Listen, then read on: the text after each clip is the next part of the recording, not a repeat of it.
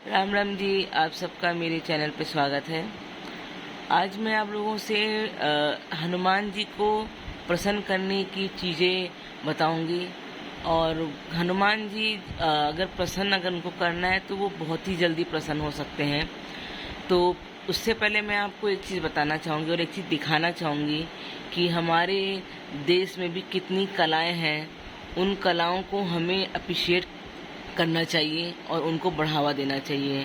हम बाहरी चीज़ों को तो देखकर, उनकी चमक को देख के तो बड़े खुश हो जाते हैं और उनको खरीद लेते हैं, मगर जो हमारी देसी चीज़ें हैं उनको भी थोड़ा सा अप्रिशिएट करना चाहिए। और ख़ास तौर से दिवाली में जो दिए वगैरह मिलते हैं, देखिए गुब्बारा भी फूट गया दिए वगैरह जो मिलते हैं, उन्हें हो सके तो मोमबत्ती की जगह पे हमें दिए जलाने चाहिए। तो आज मैं आपको वो दिए ही दिखाती हूँ। तो देखिए, ये देखिए, ये गांव के बच्चों ने अपने हाथों से बनाया है दिया। ये गणेश जी का है सूंड, और ये देखिए पूरा दिया। ये नक्काशी देखिए, ये सब कुछ हाथों से बना है। और ये गांव के बच्चों ने स्कूल में उनको ये सिखाया गया कि कैसे बनाया जाता है। कोई कह सकता है कि हाथ से बने दिए हैं। मैंने सोचा गणेश चतुर्थी आई है, चलिए गणेश चतुर्थी के अवसर पे मैं ये हाथ से बने दिए मैं निकालती, उनको जलाती। मेरी बेटी का जन्मदिन था तो मैंने उस टाइम ये निकाला, इसमें दिया जलाया। मगर सच बता रही हूँ, मैं ये दिए मुझे कम से कम 2-3 साल पहले मिले थे। मैं इन दियों को टूटने नहीं देती हूँ। जब मेरा काम हो जाता है या जैसे दिए वगैरह जल जाते हैं, मैं इनको पोंछ कर साफ़ करके वापस इस डिब्बे में पैक करके रख देती हूँ। और मैंने जिस टाइम मेरे पास ये आए थे दिए, ढेर सारे आए थे, मैंने कितने ही लोगों को गिफ्ट में दिए। उन्होंने रखे, उन्होंने रखे, मैंने रखे, क्योंकि भाई ये हमारे देश के छोटे छोटे बच्चों ने बनाया है।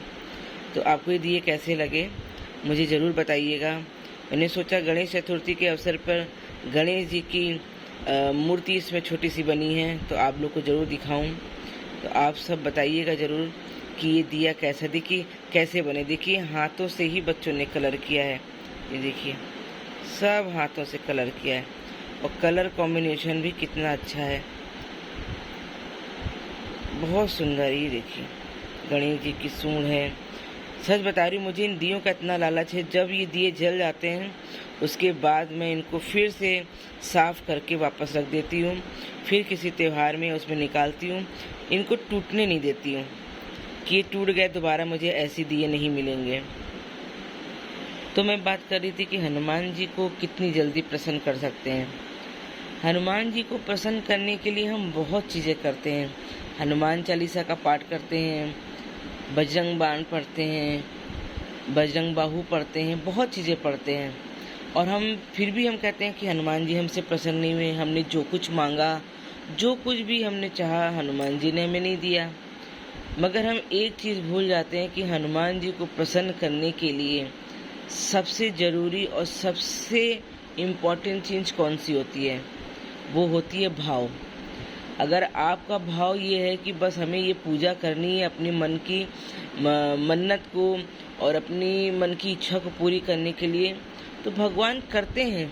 मगर आपको जब संतुष्टि नहीं होती तो आप बोलते हो भगवान ने तो देखिए बस इतना ही मेरे साथ किया। मगर भगवान तो भाव के भूखे होते हैं कि आपका दिल सिर्फ आप अपनी चीज़ को मांगने के लिए पूजा कर रहे हो। भगवान से पूजा कीजिए तो उनसे अपनी चीज़ को मांगने के लिए मत कीजिए, उनसे दिल से उनकी पूजा कीजिए कि भगवान हम तो बस आपके ही भिखारी हैं और आपके ही भिखारी रहेंगे। उनकी सच्चे दिल से पूजा कीजिए, बिना कुछ मांगे ही कीजिए। जब भगवान आपको मिल जाएंगे ना, हनुमान जी के मिलते ही समझ लीजिए आपकी मन की जो भी इच्छा है ना, वो हनुमान जी ऐसे ही पूरा कर देंगे। आप समझ भी नहीं पाओगे कि आपकी ये सब चीज़ें कहाँ से हो रही हैं।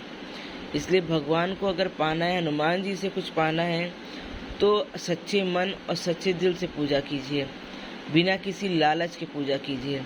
अगर हमारे मन में लालच है कि नहीं भगवान मैं आपको ये चढ़ा दूंगी या ये चढ़ा दूंगा, मेरा ये मन की इच्छा पूरी हो जाएगी तो मैं आपके मंदिर में ये करूंगा कि ये नहीं कीजिए।